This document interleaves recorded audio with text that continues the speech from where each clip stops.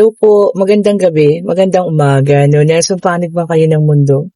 Ayan, sana ay nasa maayos kayong kalagayan ano. Kung mapapanood ninyo ang ating reading na ito, ayan ngayon lang tayo natapos ha. Anong oras na? 1 AM na. Okey po at, ayun nakakain na ako, ayan. Ayan ha, bago ako matulog gusto kong, tignan ang reading ano, kung meron ba tayong makuhang energy diyan. So, tingnan natin ha, kung kanino 'tong energy na ito. Okey, sige tignan nga natin.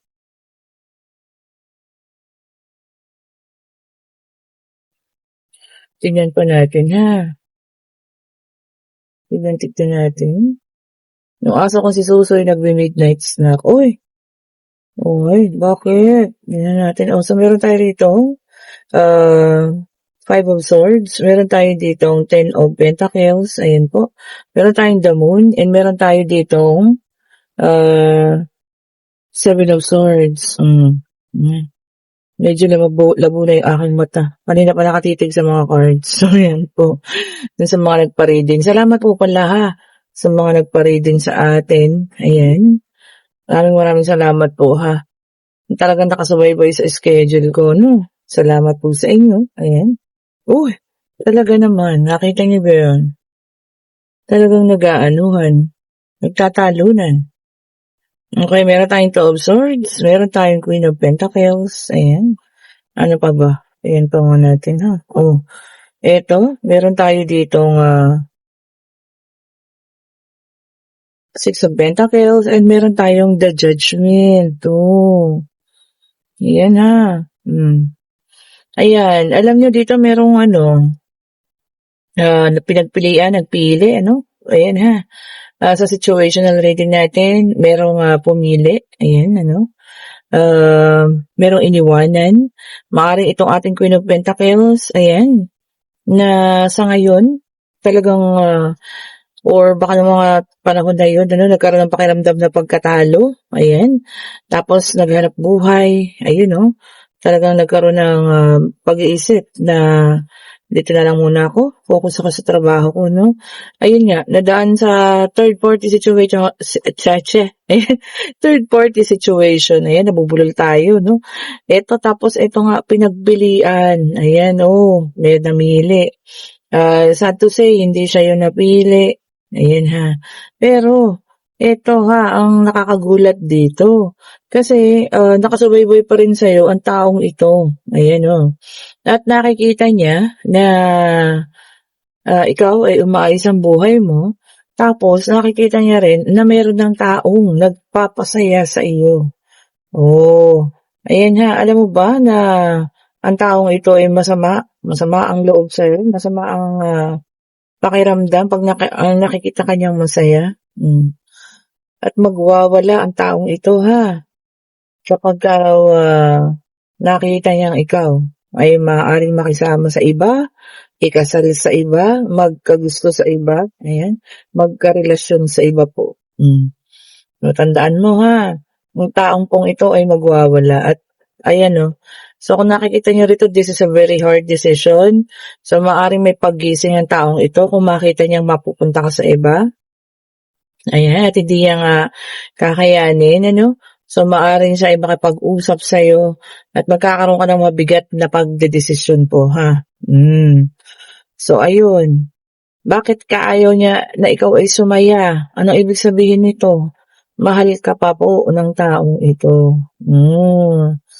Diba? Ikaw masaya ka na. Maayos ang buhay mo. Then, meron tayo ditong the Tower in reverse, fire sign. Ayan na nga.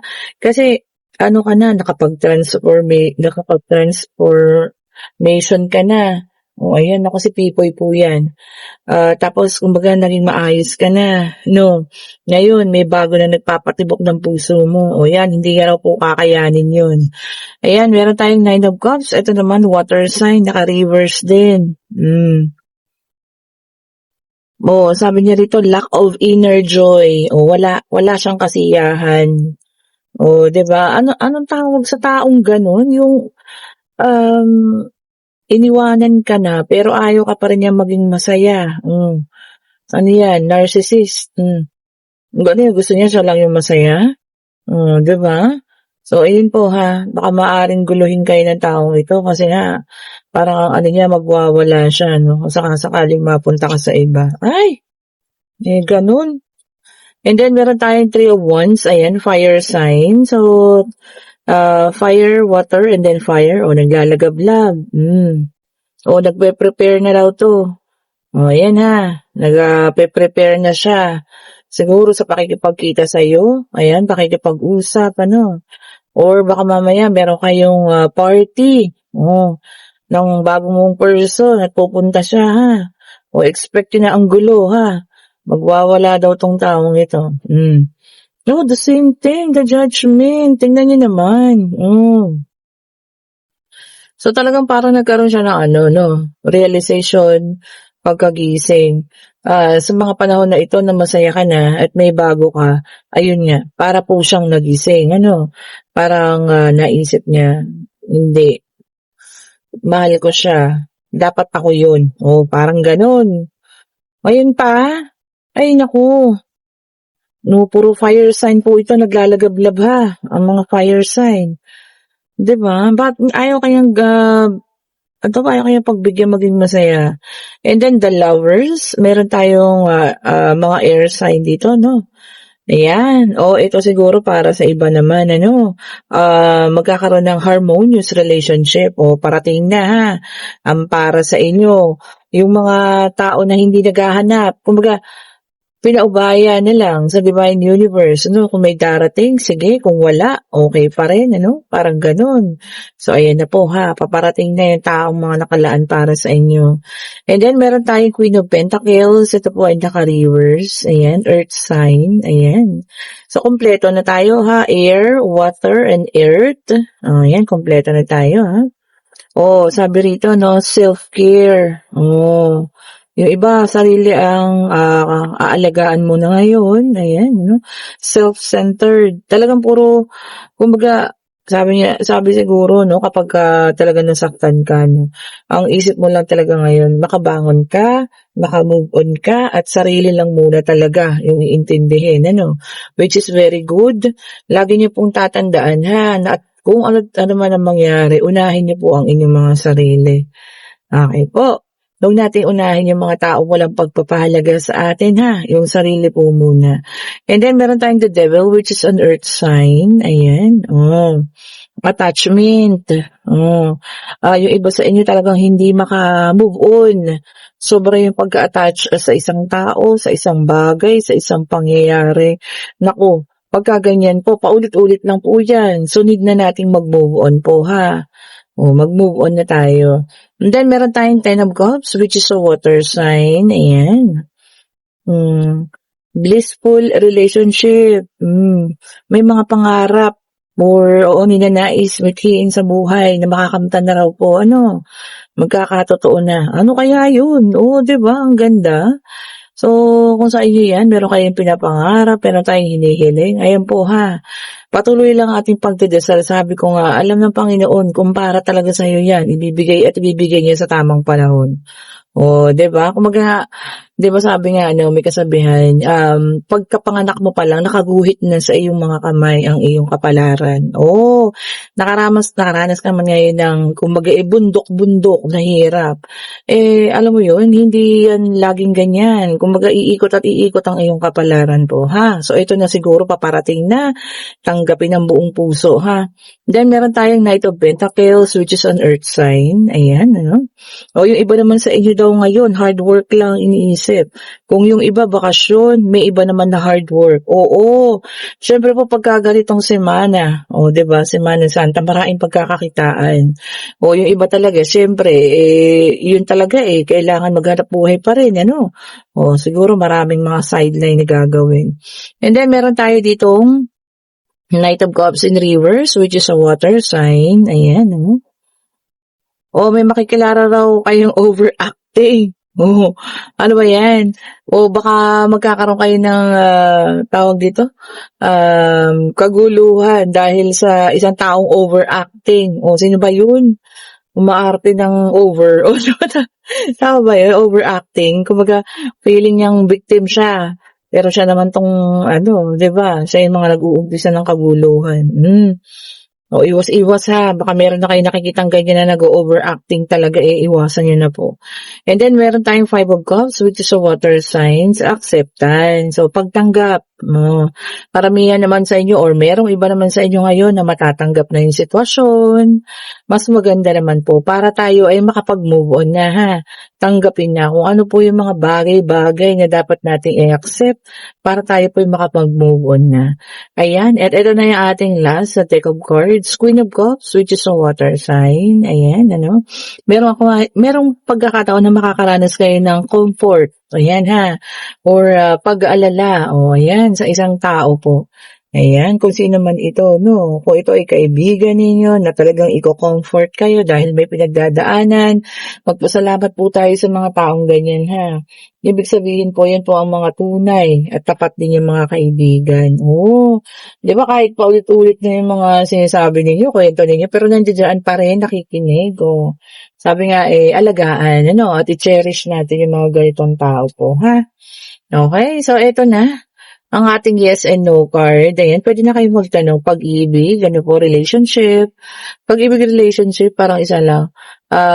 Pangyayari, ano man ito, no? Nais yung tanongin po, financial, pag-travel, hingin natin ang kasagutan, ha? At ngayon, kung kayo yung nasa situational reading na maiipit kayo dahil sa isang taong ito na parang nagkaroon ng paggising,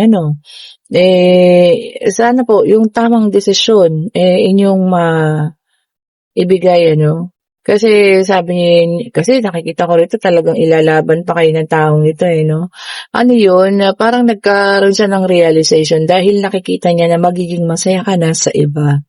Hindi niya kayang tanggapin. Diba? Hindi niya kayang tanggapin yon. Kaya magwawala po ang taong ito, ha. Sa puso niya, sa damdamin niya, maaaring physical na magwala din, Pero sana, maging maayos ang inyong pag-uusap. Okay, ito na po ha, ang inyong kasagutan. Sa inyong mga katanungan, isa lang po, Divine Universe, para naman po maganda ang pag-ano sa kanila. Tawag dito, pag-deliver ng ating sagot. Ay, oo nga, yes po ha. And this is a apathy card. Meron talagang isang taong nagsisisi. May regrets, meron siyang panghihinayang. Ayan, puro negative ang nasa isip niya sa ngayon. Ayan, walang pumapasok na pagbibigay sa puso niya, Ayan po ha, kung sino man kayo na nasa situation na ito. Okay po, and kung gusto niyo ating reading, pa-like, pa-share, pa-subscribe, and hit the notification bell para lagi kayong updated sa mga bagong videos na nire-release natin. At kung gusto niyo umorder ng ating mga bracelet po ha, ito po ang ating ang tawag dito, nakalimutan ko. Tingnan nyo nga, ako po yung nakalimot na.